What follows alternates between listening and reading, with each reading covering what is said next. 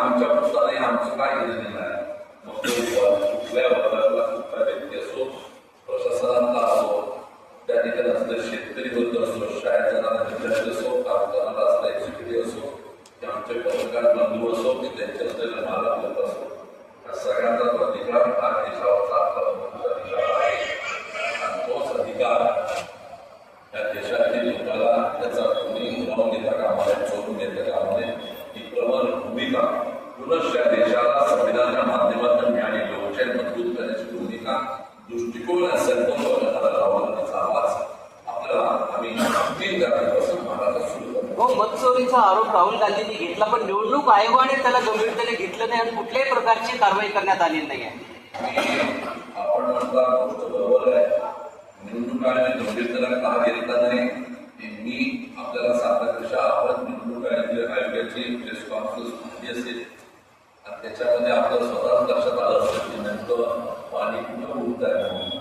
आणि मला असं वाटतं की ती प्रेस कॉन्फरन्स ऐकल्यानंतर आणि पूर्ण देशाने पाहिल्यानंतर या गोष्टीचं उत्तर देणं हे आपल्या बसले उत्तर आहे त्यांची प्रेस कॉन्फरन्स. आणि मला वाटतं की प्रश्न आणि 300 खासदार लोकांचा निवडून त्याला न भेटणं ही प्रशासनाची स्वतः त्या ठिकाणी प्रकारची भूमिका असेल. ही भूमिका त्यांचा तो असलेला दृष्टिकोन हा लोकशाहीला प्रेरक आहे का घातक आहे हे आपण सगळ्यांनी या देशातील सर्वसामान्य माणसाला समजून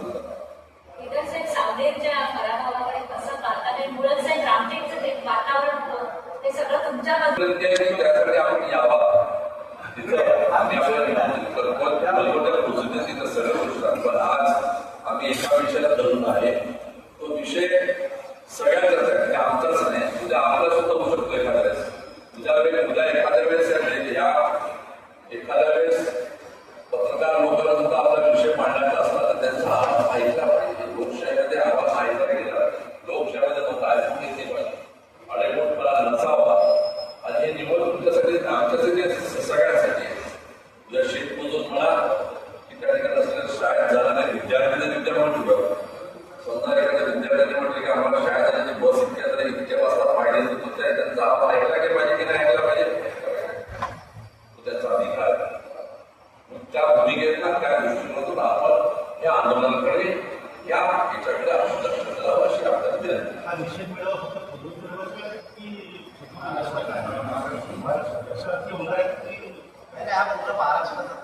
त्याच्याबद्दल आपल्याला मान्यते पाटील सांगते. अखिल भारतीय काँग्रेस कमिटीने हा जो मुद्दा घेतला की संपूर्ण देशभरामध्ये घोडचोरी होऊन राहिली त्याचे उदाहरण राहुलजींनी सर्व देशाला मांडले. त्यामुळे निर्णय असा झालाय की पूर्ण राज्यामध्ये एक मेळावा राज्यस्तरीय व्हावा आणि त्यानंतर विभागावर मेळावे प्रत्येक विभागामध्ये झाले पाहिजे. त्याचा सुरुवात म्हणून पहिला राज्यस्तरीयचा हा मेळावा आहे. यामध्ये प्रमुख पदाधिकारी आणि मुख्यत्वे पूर्व विदर्भामध्ये कार्यकर्ते यामध्ये सहभागी होतील अशी अपेक्षा.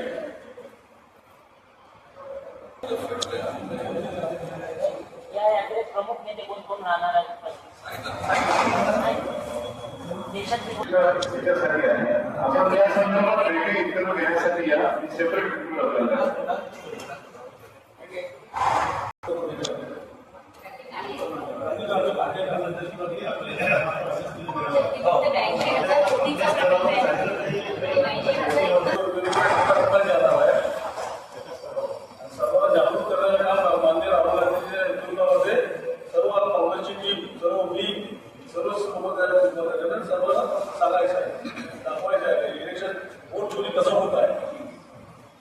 मनोज जरांगे पाटलांचं आंदोलन सुरू आहे, त्याच्यात सुद्धा वोटचोरीचा मुद्दा त्यांनी मांडलेला आहे. आंदोलनासंदर्भात काय मत राहील तुमचं? मराठ्यांनी मुंबई जाम केलेली आहे पूर्ण. खासदार साहेब त्यांनी आमच्याविषयी घेतला आहे त्यांचे आभार.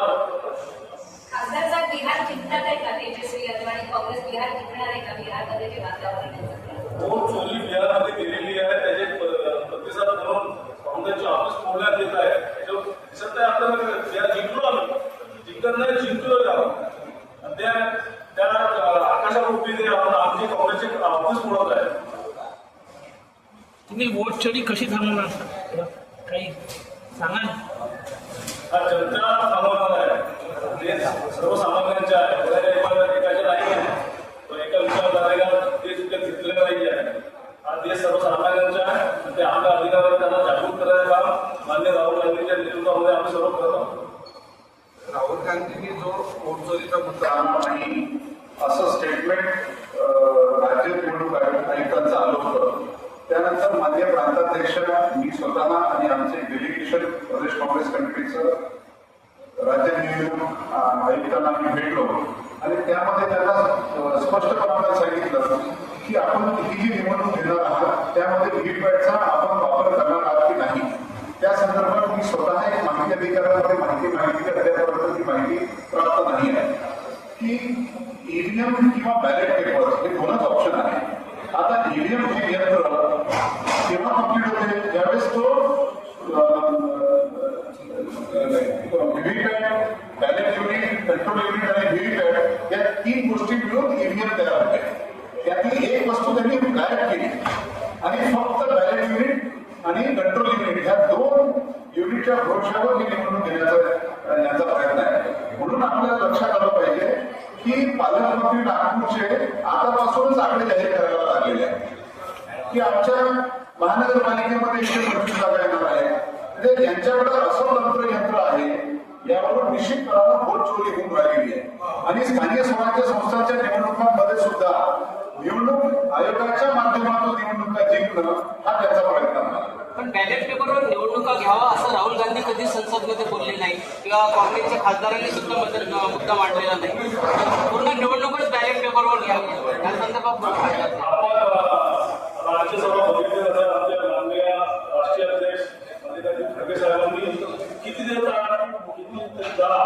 त्यांनी डिमांड केलेली आहे की निवडणूक राज्यसभामध्ये बॅलेट पेपरमध्ये घेण्यात येते. आपल्या माहिती त्यांना सांगत आहे मागे 23 दिवस संसद चाललेली नाही.